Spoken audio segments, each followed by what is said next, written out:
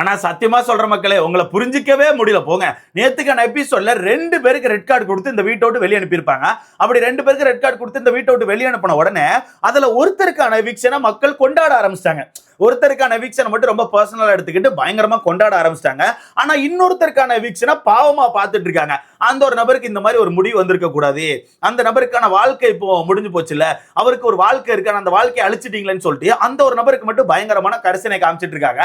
அது யாருன்னா நம்ம காமு மாமா தான். காமு மாமாக்கு மக்கள் சடனா பயங்கரமான சப்போர்ட் கொடுத்துட்டு இருக்காங்க. சப்போர்ட் கொடுத்துட்டு இருக்காங்கன்னு சொல்றதை விட அவருக்கான வாழ்க்கை என்ன ஆக போகுது?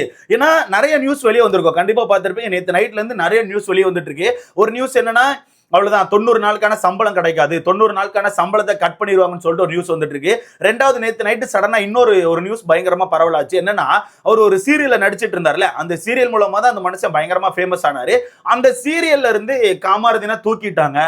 அந்த சீரியல்ல இதுக்கப்புறம் கமர்தி நடிக்க மாட்டாரு, இதுக்கப்புறம் அவருக்கு சீரியல் வாய்ப்பு கிடைக்கிறதே கஷ்டம்னு சொல்லிட்டு ஏதோ ஒரு விஷயம் லீக் ஆயிருக்கும் போல. இந்த 2 விஷயத்தை பிடிச்சி வச்சுட்டு மக்கள் வந்து ஐயோ பாவம் காமு, காமு மாமா பாவம் சொல்லிட்டு ஒரு மாதிரி பேசிட்டு இருக்காங்க. அதை பார்க்கும்போது எனக்கு எப்படி இருக்குன்னா, ஓகே, ஏதோ ஒரு வகையில காமு மாமா வந்து மக்கள் மனசுல கொஞ்சமா ஓகேவா இருந்திருக்காப்ல. ஆனா சேர்க்க சரியில்லாம தான் இந்த மாதிரி அழிஞ்சிருக்காப்ல. இதுல நல்லா கவனிச்சுன்னா, எவிக்ட் ஆகி 2 பேரும் ஒன்னா வெளியே வந்தாங்களா, 2 பேரும் ஒன்னா வெளியே வந்ததுக்கு அப்புறம் ஒரே ஒருத்தர் அப்படியே அமைதியா இருக்காப்ல. எப்படி காமு மாமா வந்து அப்படியே அமைதியா இருக்காப்ல. அவங்களுக்கான ஃபேன் பேசஸ் மட்டும் தான் கொஞ்சம் ஆக்டிவா இதுன்னு சொல்லி போட்டுட்டு இருக்காங்க. கண்டிப்பா வருத்தங்கள் இருக்கும், கண்டிப்பா ஏதாவது ஸ்டோரி போட்டுட்டு இருப்பாங்க. ஆனா இன்னொருத்தவங்க பாத்தீங்கன்னா பயங்கரமான ஸ்டோரி எல்லாம் போட்டுட்டு இருக்காங்க, பயங்கரமா அப்படியே ட்ரெயின் விட்டுட்டு இருக்காங்க. இது எல்லாமே என்ன வகையான பிஆர் தெரியுமா? இப்பதான் எங்க அண்ணன் பிரஜன் சொல்லி கொடுத்தாப்ல. இந்த பிஆருக்கு பேர் வந்து ஷேடோ பிஆரா. எப்படி இந்த பிஆர் பேர் வந்து ஷேடோ பிஆரா? அவங்க ஒரு தப்பு பண்ணிருப்பாங்கல்ல, அந்த தப்பை மறைச்சு இன்னொருத்தவங்களை தப்பா காமிக்கிறதுக்கு பேர் தான் இந்த ஷேடோ பிஆரா. இப்போ இந்த கும்பல் இதை தான் பண்ணிட்டு இருக்காங்க. நானும் கவனிச்சுட்டே இருக்கேன். நேத்து நைட்ல இருந்து ஏகப்பட்ட சம்பவங்கள் நடந்துச்சு. இன்னைக்கு காலையில பார்த்தா கொடுமையான சம்பவங்கள்லாம் நடந்துட்டு இருக்கு. எல்லா விஷயத்தையும் மொத்தமா பார்த்துடலாம். காமு மாமாக்கான நிலைமை என்னாச்சு, அந்த சம்பளம் என்னாச்சு, அந்த சீரியல் என்னாச்சு, எல்லாத்தையும் மொத்தமா பார்த்துடலாம். வீடியோக்குள்ள போறதுக்கு முன்னாடி மறக்காம இந்த வீடியோ லைக் பண்ணி சேனலை சப்ஸ்கிரைப் பண்ணிக்கோங்க. நீங்க போடுற ஒவ்வொரு லைக் தான் நமக்கான வீடியோ 10 பேர் சஜஸ்ட் ஆகும். ஸோ முடிந்த அளவுக்கு லைக்கை போட்டு சேனலை சப்ஸ்கிரைப் பண்ணிக்கோங்க. ஃபர்ஸ்ட் அந்த சேலரியை பத்தி சொல்லிடுறேன். ஏன் சைடு கேட்ட வரத்துக்கு சம்பளத்தை வந்து பெருசா பிடிக்க மாட்டாங்க, 90 நாள் சம்பளத்தையும் கண்டிப்பா கொடுத்துருவாங்கன்னு சொல்லிட்டு இருக்காங்க. பட் இங்க இன்னொரு இக்கு வச்சிருக்காங்க, 90 நாள் சம்பளத்தையும் கண்டிப்பா கொடுத்துருவாங்க. ஆனா இவங்க உள்ள போகும்போது அக்ரிமெண்ட்ல சைன் போட்டிருப்பாங்கல்ல, அந்த அக்ரிமெண்ட்ல ஏகப்பட்ட விஷயங்கள் இருக்கும். அந்த வீட்டில் உள்ள ரூல்ஸை ஃபாலோ பண்ணுவேன், இந்த மாதிரி விஷயங்கள் பண்ண மாட்டேன் அப்படி சொல்லிட்டு ஏகப்பட்ட விஷயங்கள் இருக்கும். அதெல்லாம் பார்த்து தெரிஞ்சுதான் இவங்க சைன் போட்டு வந்திருப்பாங்க. ஸோ அந்த வகையில ஏகப்பட்ட விஷயங்களை இவங்கெல்லாம் பிரேக் பண்ணியிருக்காங்கல்ல, நிறைய ரூல்ஸ் எல்லாம் பிரேக் பண்ணியிருக்காங்க. அதுக்கெல்லாம் சம் பெனால்டிஸ் மட்டும் இருக்கும், கொஞ்சம் பெனால்டிஸ் மட்டும் இருக்கும். மற்றபடி அவங்க 90 நாள் சம்பளம் கிடைச்சிரும். அந்த பெனால்டிஸ் மட்டும் எவ்வளவு போடுவாங்க அது அப்படிங்கிறது சேனலுக்கு தான் தெரியும். ஸோ பெருசா எதுவுமே பாதிப்பு இருக்காது, அவங்களுக்கான காசு கிடைச்சிரும் சொல்லி தான் சொல்லியிருக்காங்க. ஏன்னா இதை நினைச்சு பல பேர் ஃபீல் பண்ணிட்டு இருக்காங்க. காலையில இருந்து ஏகப்பட்ட பேர் மெசேஜ், ஏகப்பட்டவர் இன்ஸ்டால வந்து ப்ரோ ப்ளீஸ் ப்ரோ இதை மட்டும் கொஞ்சம் கேட்டு சொல்லுங்க ப்ரோ, கேட்டு சொல்லுங்க ப்ரோன்னு சொல்லிட்டு இருக்காங்க. நான் இதை சொன்ன உடனே நான் ட்விட்டர்ல கூட போட்டு வச்சிருந்தேன், சம்பளம் என்னப்பா கொடுப்பாங்களா மாட்டாங்களா, யாரா கொஞ்சம் சொல்லுங்கன்னு சொல்லிட்டு. அதுக்கப்புறம் தான் ஒரு சில டீட்டெயில் கிடைச்சிச்சு. சம்பளம் அப்படிங்கறத கண்டிப்பா கொடுத்துருவாங்க, ஆனா பெனால்ட்டி அப்படிங்கிறது இருக்கும். ஏன்னா இவங்க உள்ள வரும்போதே ஒரு அக்ரிமெண்ட்ல சைன் போட்டிருப்பாங்க. அந்த அக்ரிமெண்ட்ல உள்ள ஒரு சில விஷயங்களை இவங்க பிரேக் பண்ணிருப்பாங்கல்ல, அதுக்கு ஒரு சில பெனால்ட்டிஸ் இருக்கும். மற்றபடி பெருசா எந்த ஒரு பாதிப்பு இருக்காது. ஸோ நீங்க பயப்படாதீங்க. ரெண்டாவது, காமு மாமாக்கான அந்த சீரியலை பத்தி ஒன்று சொல்லியிருந்தாங்களா, அதுவுமே ஆக்சுவலா ஃபேக் நியூஸ் தான் போல. ஏன்னா அவர் நேத்து தான் வெளியே வந்திருக்காரு. அதுக்கு முன்னாடிலாம் சீரியல் டீம் வந்து டப்பு டிப்புன்னு முடிவு எடுக்க மாட்டாங்க. அது மட்டும் இல்லாம எனக்கு தெரிஞ்ச அந்த சீரியலை முன்னாடியே ஆளை மாத்திட்டாங்கன்னு நினைக்கிறேன். ஏன்னா மாமா வீட்டுக்குள்ள இருக்கும் போதே 40வது நாளா 50வது நாளா எப்போ ஒரு நாள் வந்து ஒரு போஸ்டர் மாதிரி வந்துச்சு, இவருக்கு பதில் இவர் அப்படின்னு சொல்லிட்டு ஏதோ அந்த சீரியல் ஆளை மாத்தின மாதிரி எனக்கு தெரிஞ்சு ஆளை மாத்திட்டாங்க. அப்படி ஆளை மாத்தல, இன்னும் அந்த சீரியல் அவர் இருக்காருன்னா அவர் இன்னும் தூக்கல, அவர் கண்டிப்பா அந்த சீரியல் தான் இருப்பாரு. ஏன்னா அந்த மாதிரி எந்த ஒரு அபிஷியல் நியூஸும் விடல. அப்படி ஏதாவது நியூஸ் வந்துருச்சுன்னா அப்பவே போஸ்டர் போட்டிருப்பாங்க, இவருக்கு பதில் இவர்னு சொல்லிட்டு. இப்படி சும்மா தூக்கலாம் மாட்டாங்க. ஏன்னா அவர் வளர்ந்ததே விஜய் டிவில தான். விஜய் டிவி பொறுத்தவரைக்கும் அவ்வளவு சீக்கிரத்துலலாம் கைவிட்ட மாட்டாங்க, ஏதோ ஒன்று பண்ணி எப்படியாச்சும் உள்ள கொண்டு வந்துருவாங்க. ஸோ நீங்க யாருமே பயப்படாதீங்க. காமு மாமா வந்து கண்டிப்பா இங்க தான் இருப்பாப்ல, ஏதாவது ஒரு சீரியல்ல வந்துருவாப்ல. அவர் அவ்வளவு சீக்கிரத்துல கைவிட்ட மாட்டாங்க, அவருக்கான சம்பளமும் கிடைச்சிரும். ஆனா பார்வதி அதை பத்தி பெருசா கேர் பண்ணல. பார்வை பொறுத்தவரைக்கும் அவங்க பெருசா கேர் பண்ணவே இல்லை. ஏன்னா அவங்க நேற்று எவிக்ட் ஆகும் போதே பெருசா கேர் பண்ணல. பாடு ஜாலியா வெளியே வந்துட்டு ஒரு கல்ல வீட்டுக்குள்ள எரிஞ்சிட்டுலாம் வெளியே வந்தாங்க. கண்டிப்பா பார்த்துருப்பீங்க எபிசோட்ல. நல்ல இம்மாந்தண்டி கருங்கல்ல வீட்டுக்குள்ள வீசினாங்க. ஸோ அவங்களுக்கு வந்து இந்த எவிக்ஷன் பெருசா எதுவுமே கிடையாது. ஏன்னா அவங்க போன எல்லா ஷோலையுமே அவங்க கிக் அவுட் தான் இருக்காங்க. எல்லா ஷோலையுமே அவங்க பாட்டு கிளம்பி வெளியே போயிருவாங்க. அந்த மாதிரி சம்பவங்கள் தான் பண்ணுவாங்க. அப்படி இருக்கும்போது அவங்க வெளியே வந்துட்டு அவங்களுக்கான பிஆர் ஆக்டிவிட்டிஸ் காமிக்கிறாங்க. அவங்க வந்து அவங்கள நல்லவங்கள காமிச்சு இன்னொருத்தவங்களை அடிக்க ட்ரை பண்றாங்க. இதுல சாண்ட்ராவை அடிக்க ட்ரை பண்ணுங்க, ஓகே. சாண்ட்ரா வீட்டுக்குள்ள ஆக்டிங் போட்டுட்டு இருக்காங்க, சாண்ட்ராவை காலி பண்ண ட்ரை பண்றீங்க, அது கூட ஓகே. இதுக்கு குறுக்க சபரியை லாக் பண்ணிட்டு இருக்காங்க. இப்ப சாண்ட்ரா வந்து பயங்கரமா எக்ஸ்போஸ் ஆயிட்டு இருக்காங்க. அதை பத்தி நம்ம கூட வீடியோ போட்டிருப்போம். ஏன்னா ஒரேடியா போயிட்டு இருக்கு ஆக்டிங் அப்படிங்கிறது, ஒரேடியா போயிட்டு இருக்கு. சோ அதை பத்தி எக்ஸ்போஸ் பண்றது பிரச்சனை இல்ல. இருந்தாலும் எவிக்டாய் வெளியே வந்துட்டு இன்னொரு நபரை டவுன் பண்றது அப்படிங்கிறது தப்பான ஒரு விஷயம் தான்.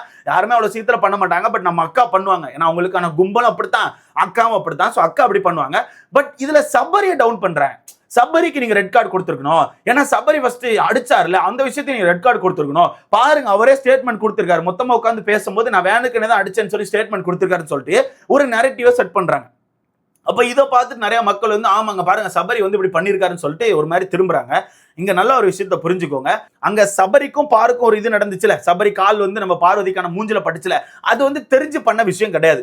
அது தெரிஞ்சு பண்ண விஷயம் கிடையாது. ஆனா பார்வதி முந்தானத்து வீட்டுக்குள்ள பண்ணாங்கல்ல, அது தெரிஞ்சு பண்ண விஷயம். சோ தெரிஞ்சு பண்ண விஷயத்துக்கும் தெரியாம பண்ண விஷயத்துக்கும் நிறைய டிஃபரெண்ட் இருக்கு. இவங்க பிளான் பண்ணி எட்டி உதச்சி ஒருத்தவங்களை வெளியே தள்ளினாங்க. அங்க சபரியை பொறுத்தவரைக்கும் தனக்கான பாட்டில் உருண்டு போகும்போது அந்த பாட்டில் பிடிக்கிறதுக்கு காலை நீட்டுவாப்ல, அப்ப பாரு டப்புன்னு மூஞ்ச குனிஞ்சு அந்த பாட்டில் எடுக்க போவாங்க. அப்பதான் அடிப்படும். சோ இங்க ஒன்னும் சபரி வந்து தெரிஞ்சுல அடிக்க மாட்டாரு. அதை முதல் புரிஞ்சுக்கணும். இதுல ஒரு வீடியோ கிளிப்ஸ் போட்டுட்டு இருக்காங்கல்ல, அந்த வீடியோ கிளிப்ஸை நீங்க நல்லா பாத்தீங்கன்னா அந்த டைம் லைவ் பார்த்தவங்க தெரியும். அந்த தற்கொலை பல்லுக்கு எங்க தெரிய போகுது. அந்த டைம்ல தண்ணி பழத்தை நடுவில் உட்கார வச்சு தண்ணி பழத்தை கலாய்ச்சிட்டு இருப்பாங்க. தண்ணி பழத்தை எப்படி கலாய்ப்பாங்கன்னா, இவங்க எல்லாம் பிளான் போட்டு தான் பாரு அடிச்ச மாதிரி இவங்களே வேணுக்கனே மாத்தி மாத்தி பேசிட்டு இருப்பாங்க. மாத்தி மாத்தி ஒவ்வொரு டைலாக சொல்லுவாங்க. அந்த பக்கம் விக்ரம் வந்து உன்னை கழுத்துல அடிக்க சொன்னல அப்படிம்பாப்ல, இந்த பக்கம் வந்து நம்ம சாண்ட்ரா வந்து உன்னை தொண்டையில மிதிக்க சொன்னல அப்படின்னு சொல்லிட்டு மாத்தி மாத்தி சொல்லிட்டு இருப்பாங்க. அது தப்பு தான். அதை பத்தி நம்ம அந்த டைமே பேசியிருந்தோம். நீங்க ஃபன்னா சொல்றதா இருந்தாலுமே ஒரு பொண்ணுக்கு அடிபட்டிருக்கு, நீங்க ஃபன்னா சொல்லக்கூடாதுன்னு சொல்லிட்டு அந்த டைமே ஸ்டாண்ட் எடுத்திருந்தோம். பட் இப்போ அதை அப்படியே எப்படி மாத்துறாங்கன்னா, சபரி வாக்குமூலம் கொடுத்திருக்கான், சபரி வாக்குமூலம் கொடுத்திருக்கான் பாருங்க, வீடியோ இருக்கு, இதை பத்திலாம் நீங்க பேச மாட்டீங்களா, என்ன சேதுபதி நீங்க இப்படி பண்றீங்கன்னு சொல்லிட்டு பயங்கரமான ஒரு நரேட்டிவ் செட் பண்றாங்க. அங்க தண்ணி பழத்தை கலாய்க்கிறதுக்கு தண்ணி பழத்தை உட்கார வச்சு, அப்புறம் நீங்களும் என்கிட்ட சொன்னீங்களே அடிக்க சொல்லின்னு சொல்லிட்டு தண்ணி பழத்தை வேணுக்குன்னு இழுத்து தண்ணி பழத்தை கலாய்ச்சிட்டு இருப்பாங்க. தண்ணி பழத்தை கலாய்ச்சிட்டு இருப்பாங்க. திரும்பியே சொல்றேன், அதை ஃபன் பண்ண தப்பு தான். ஆனா அங்க யாரும் வேணுக்குன்னே அடிச்சிருக்க மாட்டாங்க. அங்க யாருமே வேணுக்குன்னே அடிக்கல. அந்த டாஸ்க்ல அவர் காலை நீட்டுவாரு, பாரு தான் மூஞ்ச கீழே கொண்டு போங்க, பாரு பாட்டில் எடுக்கிறதுக்கு மூஞ்ச கீழே கொண்டு போகும்போது தான் இவர் காலை டப்பு நீட்டும் அந்த முட்டி டம்முன்னு அடிச்சிரும். ஓகேவா? இங்க யாரும் தெரிஞ்சு டம்மெல்லாம் அடிக்கல, அப்பெல்லாம் அடிக்கல. அப்படி பக்கா ஒரு நரேட்டிவ் செட் பண்றாங்க. பக்கா ஒரு நரேட்டிவ் செட் பண்ணி சபரிக்கு நீங்க ரெட் கார்டு கொடுத்துருக்கணும், சபரிக்கு ஏன் கொடுக்கல, இப்ப என்ன பார்வதிக்கு மட்டும் கொடுக்குறேன்னு சொல்லிட்டு தெரிஞ்சு பண்ணதுக்கும் தெரியாம பண்ணதுக்கும் நிறைய டிஃபரெண்ட் இருக்கு. தெரியாம பண்ணதுக்கு அந்த மனுஷன் பயங்கரமா அடி வாங்கியிருக்காப்புல, குறும்படம் போட்டு அந்த மனுஷனை செஞ்சிருக்காங்க, குறும்படம் போட்டு அந்த மனுஷனை செஞ்சிருக்காங்க. சேம் அதே மாதிரி தெரிஞ்சு பண்ணவங்களுக்கும் பெரிய குறும்படத்தை போட்டு தான் உங்களை செஞ்சிருக்காங்க. உங்களை ஒன்றும் குறும்படம் போடாமலாம் செய்யல. உங்களுக்கும் நேத்துக்கான எபிசோட்ல பெரிய குறும்படத்தை போட்டு நீங்க பண்ண விஷயங்களை மக்கள் மத்தியில காமிச்சிட்டு அதுக்கப்புறம் தான் ரெட் கார்டை கொடுத்துருக்காங்க. ஸோ தெரிஞ்சு பண்றதுக்கும் தெரியாம பண்றதுக்கும் நிறைய டிஃபரெண்ட் இருக்கு. அதை வச்சு பிஆர் பண்ணி ஒருத்தரை டவுன் பண்ணி நீங்க நல்லவங்கன்னு சொல்லி காட்ட விரும்புறது வந்து என்ன பொறுத்தவரைக்கும் ஒரு எச்ச பொழப்பா இருக்கு. இதுல ஒரு சில வீடியோஸ் எல்லாம் பார்த்தேன். பார்வதி போட்ட பிச்சை தான் அந்த டைட்டில், பார்வதி போட்ட பிச்சைல தான் நீங்களாம் வாழ்றீங்க அந்த வீட்டுக்குள்ள அப்படின்னு சொல்லிட்டு. ஏடா உங்க அக்காவே அபிஷியல் ஓட்டுல 3வது இடம் 4வது இடம்னு சொல்லி தவிட்டு இருந்துடா, அதுக்கே ஓட்டு இல்ல, அதுவே இப்போவோ அப்போவோன்னு சொல்லிட்டு ஒரு மாதிரி டாப் 5ல கடந்து இழுத்துட்டு இருந்துச்சு. அதனால தான் முன்னாடியே சொன்ன இது டாப் 5ல கண்டிப்பா வராதுன்னு சொல்லிட்டு. அப்படி இருக்கும்போது இவங்க அக்கா தான் பிச்சை போட்டு போயிருக்காங்களாம். திரும்பிய சொல்றேன், டைட்டில் அப்படிங்கிற ஒரு விஷயம் யாருக்கிட்ட எண்ட் ஆஃப் த சீசன்ல அதிகப்படியான ஓட்டுகள் இருக்கோ அந்த நபர் கையில தான் போகும். ஓகேவா? கண்டென்ட் கொடுத்தாங்க, சாணியை உருட்டி தட்டினாங்க, இப்படி சொல்லிலாம் டைட்டில் கொடுக்க மாட்டாங்க. யாருக்கிட்ட ஓட்டுகள் இருக்கோ அவங்க கையில அந்த டைட்டில் போக போகுது. அந்த வகையில் உங்க அக்கா ஃபர்ஸ்ட் இடத்துக்கு வரவே இல்லடா. எப்படா உங்க அக்கா ஃபர்ஸ்ட் இடத்துக்கு வந்துச்சு? உங்க அக்கா 3வது இடம் 4வது இடம் 4வது இடம் 3வது இடம் இப்படிலாம் தவிட்டு இருந்துச்சு. அதுக்குள்ள இவங்க அக்கா தான் பிச்சை போட்டாங்களா? சொல்லாண்டா முட்டலாண்டா, தப்பு கிடையாடா, கொஞ்சமா நியாயமா முட்டுங்க. நியாயமான முட்டுகளை எடுத்து போட்டு முட்டுங்க, கரெக்டா இருக்கும். இந்த அளவுக்கு தற்கொலை மாதிரி முட்டாதீங்க. தற்கொலை பயிலுக்கு அறிவே இருக்க மாட்டேங்குது ப்ரோ. லைவ பாப்பான்ல இல்ல யோசிச்சு பேசுவான்ல, ஒண்ணுமே தெரியல. தெரிஞ்சு பண்ணதுக்கும் தெரியாம பண்ணதுக்கும் டிஃபரெண்ட் இருக்கு. அண்ட் ஃபன்னா பண்ண விஷயத்த நரேட்டிவா செட் பண்ணிட்டு இருக்காங்க. இதுக்குதான் சேதனை நேத்து போட்டு அடிச்சு போட்டு போனாப்ல.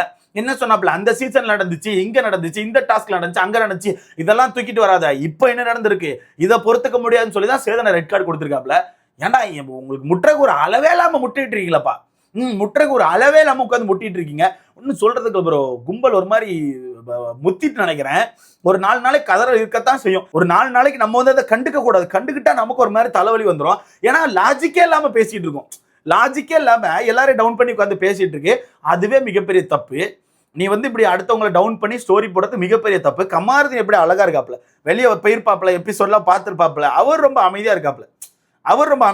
ஆனா அக்கா ஸ்டோரியா போட்டுட்டு இருக்காங்க. இதுல சாண்ட்ராக்கான ஸ்டோரியும் உள்ள இருக்கு. சாண்ட்ராக்கான குழந்தைகள், சாண்ட்ராவை தானமா நீ எட்டி உதைச்ச, சாண்ட்ராவை எட்டி உதைச்சிட்டு சாண்ட்ரா குழந்தை கூட சுத்தின விஷயத்தெல்லாம் ஸ்டோரியா போட்டுட்டு இருக்கீமா? எனக்கு புரியல. இது பாரு போடுறாங்களா இல்ல பாருக்கான அட்மின் போடுறாங்களான்னு தெரியல. ஆனா தேவையில்லாத வேலையை பார்த்துட்டு இருக்காங்க அப்படிங்கறத உண்மை. இதை பத்தி உங்களுக்கான கருத்துன்னு சொல்லிட்டு மறக்காம கமெண்ட்ல போடுங்க. புதுசா ஏதோ பிஆர் வந்திருக்குப்பா, ஷேடோ பிஆரா பிரச்சனை இப்பதான் சொன்னாப்ல, நிறைய உடைச்சு பேசியிருக்காப்ல, கண்டிப்பா பார்த்திருப்பீங்க. நம்ம ஜோ மைக்கேல் அவர்கள் இன்டர்வியூ எடுத்திருக்காங்க. அந்த வீடியோ போய் பாருங்க, இன்னும் நிறைய விஷயம் உங்களுக்கு கிடைக்கும். சோ பார்க்கலாம் இன்னும் எத்தனை நாள் கதருவாங்கன்னு சொல்லிட்டு. இதை பத்தி உங்களுக்கு கருத்தை மறக்காம கமெண்ட்ல போடுங்க. அடுத்த பார்க்கலாம்.